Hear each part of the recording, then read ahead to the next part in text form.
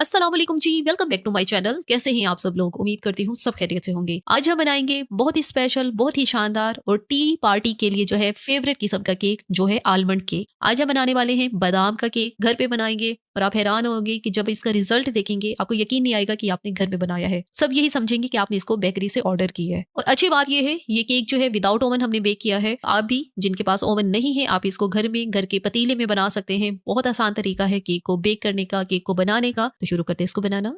सबसे पहले जो है यहाँ पर हमने एक बाउल लेना है और उसमें शामिल करेंगे आधा कप ऑयल। ऑयल जो है आपने ये ध्यान करना है कि कोई भी आपने स्ट्रॉन्ग स्मेल वाला ऑयल नहीं लेना। बटर लेना चाहते हैं तो फिर 1/3 कप आपने ऑयल की जगह बटर लेना है। और अब हम इसमें शामिल करेंगे आधा कप चीनी।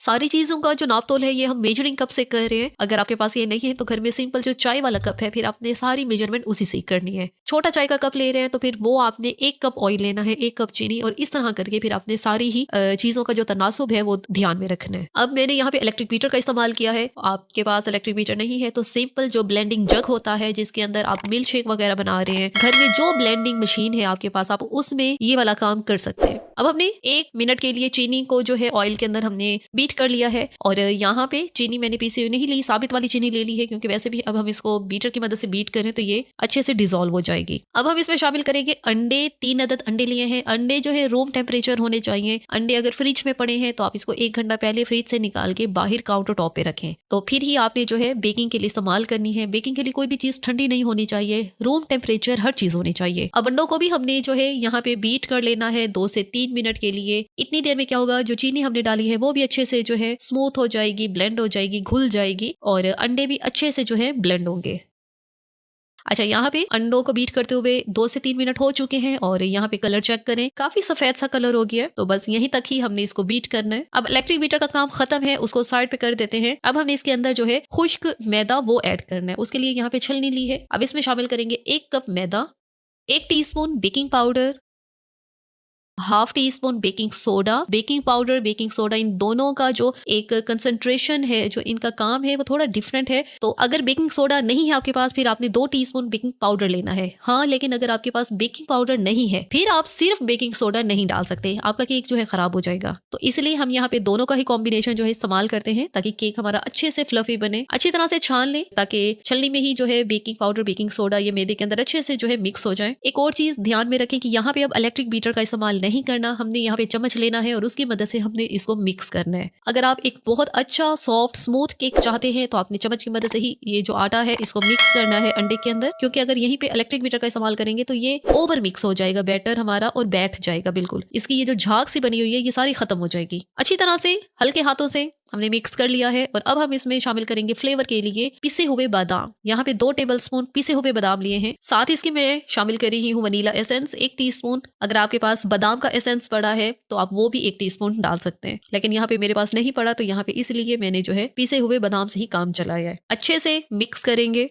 अब यहाँ पे बैटर थोड़ा थिक लग रहा है तो इसको नॉर्मल कंसिस्टेंसी में करने के लिए हम यहाँ पे शामिल करेंगे 1/4 कप दूध। इससे ज्यादा नहीं करना वरना आपका ये बैटर पतला हो जाएगा। अगर आप सारी चीजों का नाप जो है चाय वाले कप से कर रहे हैं तो फिर आपने जो है उसी हिसाब से ही दूध जो है शामिल करना है। अच्छा जी, बैटर हमारा बिल्कुल तैयार है। तो अब इसको जो है साइड पर रखते हैं। दूसरी तरफ जो है हमने वो बर्तन लेना है जिसमें केक को बेक करना है। ये केक मोल्ड है, इसके अंदर हम बेकिंग नहीं करेंगे क्योंकि ये हर घर में नहीं होता। मेरा मकसद यहाँ पे सिर्फ आपको दिखाना है कि आज हम घर की रेगुलर जो एक छोटी पतीली होती है उसी में ही केक बनाएंगे। और जब केक बेक होगा फिर आप हैरान होंगे कि इतना बेहतरीन केक जो है इस तरह की पतीली में हमने तैयार किया है। ये रेगुलर घर की पतीली है और इसके बॉटम पे लगाएंगे बटर। मेल्टेड बटर लेके ब्रश की मदद से वो सारा लगा दिया। तो जिस बर्तन में बेक कर रहे हैं नीचे जो है हम लोग बटर पेपर का इस्तेमाल करते हैं ताकि केक जो है पैंदे को चिपके नहीं। लेकिन आज का जो केक है बगैर बटर पेपर के हम बनाएंगे क्योंकि ज्यादातर घरों में वो नहीं होता। अच्छे से सारा बटर लगा दिया है। अब जो है 2 चम्मच जो है जितना हमने मैदा डाला है और इस मैदे को आपने फैलाना है। बिल्कुल इसी तरह, मेरी कोशिश है मैं कैमरे में दिखा सकूं, बिल्कुल इसी तरह ही आपने फैलाना है। हाथ का इस्तेमाल नहीं करना क्योंकि अगर हाथों से एकदम से आप फैलाएंगे तो उस जगह से जो बटर है वो फिर रिमूव हो जाएगा और केक का जो बैटर है फिर वहां से चिपक जाएगा। इस तरह से हम इसको जो है लगाएंगे। अब जो एक्स्ट्रा खुश्क मैदा है वो हमने निकाल लिया है, ये हमारा किसी काम का नहीं है। और पतीली हमारी रेडी हो चुकी है केक को बेक करने के लिए।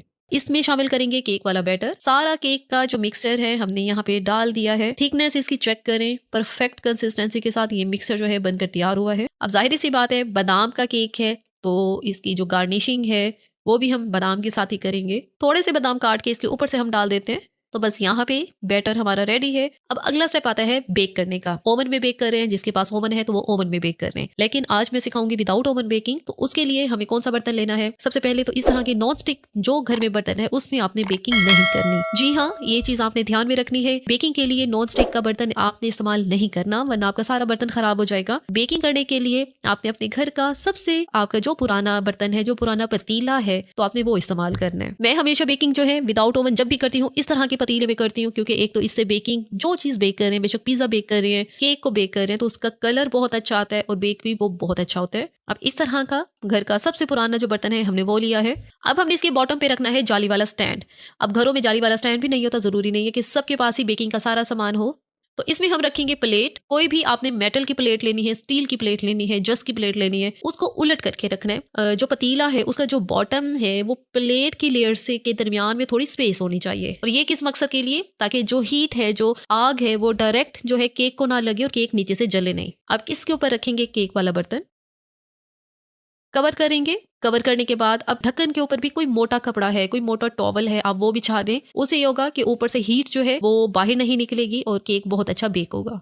अब सवाल ये पैदा होता है कि कितने टाइम के लिए हमने बेक करना है, चूल्हे की आंच कितनी होनी चाहिए। तो आपने जब इसको चूल्हे पर रखना है तो पहले 2 मिनट के लिए चूल्हे की आंच आपने हाई पे रखनी है। हाई आंच पे रखेंगे ताकि जो पतीला है अच्छे से गर्म हो, अंदर उसके भाप भी बने। पूरे 2 मिनट हाई आंच करें। 2 मिनट के बाद आपने आंच को लो पे कर देना है। मीडियम पे भी नहीं करना, दरमियानी आंच नहीं होनी चाहिए। आपने बिल्कुल दम वाली आंच होती है उस पे आपने इसको बेक करना है। और बेक करने का जो टाइम है वो 50 से 60 मिनट है। हाँ जी, आपको इतना टाइम लगेगा, बेबी आपको इससे भी ज्यादा लगे। और इससे पहले आपने ढक्कन नहीं खोलना। दम वाली आंच पे बेक कर रहे हैं तो केक के जलने का कोई डाउट नहीं है, लेकिन आपने इसका ढक्कन जो है 50 मिनट के बाद ही थोड़ा सा खोल के चेक कर लेना है कि केक आपका बेक हो चुका है या नहीं। और यहाँ पे पूरा 1 घंटा हो चुका है। 55 मिनट के बाद मैंने देखा था, तो मजीद इसको मैंने 5 मिनट दिए हैं। अब यहाँ पे पिक डाल के चेक करते हैं। केक हमारा परफेक्ट किस्म का डन हो चुका है। और ये डन की निशानी है कि ऊपर वाली लेयर से ही आपको आइडिया हो जाएगा कि केक किस तरह से बेक हुआ है। अगर ऊपर से आपको ये महसूस हो कि अभी ये थोड़ा गीला है तो आपने इसको मजीद टाइम देना है। तो बेहतरीन किस्म का आलमंड केक जो है हमारा बनकर तैयार हो गया है।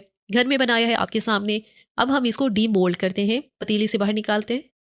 और आप देखिएगा कितना इजीली ये केक जो है पतीली से बाहर आएगा, क्योंकि हमने इसको पतीली के अंदर जो है बटर लगाया था, खुश्क मैदा लगाया था। इजीली केक बाहर आ चुका है, कहीं से ये नहीं टूटा और बेहतरीन किस्म का ये आलमंड केक जो है ये बनकर तैयार है। और अब इस केक की एक जो स्पेशलिटी है वो है हनी। इसके ऊपर शहद का इस्तेमाल करते हैं और 2 से 3 टेबलस्पून टॉप लेयर पे शहद जो है वो डाल देते हैं। बस 2 से 3 टेबलस्पून इनफ है। मैंने यहाँ पे 2 टेबलस्पून शहद का इस्तेमाल किया है। किसी भी ब्रश की मदद से आप इसको फैला भी सकते हैं, ये इसको ऐसे ही छोड़ दें। तो यहाँ पे केक को कट करते हैं।